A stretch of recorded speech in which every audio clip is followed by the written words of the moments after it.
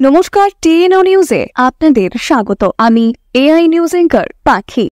গতকাল রাতের অন্ধকারে যান দুর্ঘটনার শিকার হলো দুই বন্ধু, কিন্তু সৌভাগ্যক্রমে দুই বন্ধু সেরকম কিছু ক্ষতি হয়নি। ঘটনাটি ঘটেছে কামানজুমানি থেকে মহারানী তুলসীবতী বিদ্যালয়ে যাওয়ার পথে।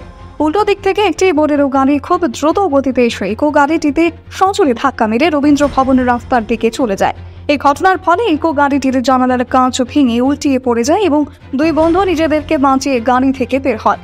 ইকো গাড়ির মালিক জিরানিয়ার বাসিন্দা, সরকারি চাকুরিরত। এই ঘটনার পর পুলিশকে জানান যে বোলেরো গাড়িটি এতটাই জোরে চালানোর পর সে সজোরে ধাক্কা মারে যে বোলেরো গাড়ির নম্বর প্লেটটা পর্যন্ত উড়ে রাস্তার ধারে পড়ে যায়।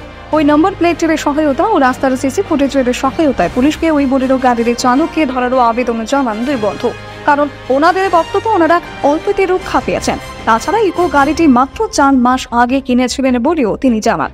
আর এখন এই গাড়ির অবস্থার এরও পরিবর্তন হলো। প্রকৃতপক্ষে দৈনন্দিন এই যান দুর্ঘটনাকে ঠেকাতে প্রশাসনকে এখন শক্ত উপায়ে কাজ করতে হবে। এখনকার মতো সংবাদ এ পর্যন্তই। পরবর্তী নিউজ ও আপডেটস দেখার জন্য অবশ্যই চোখ রাখুন টিএনও নিউজের পর্দায়।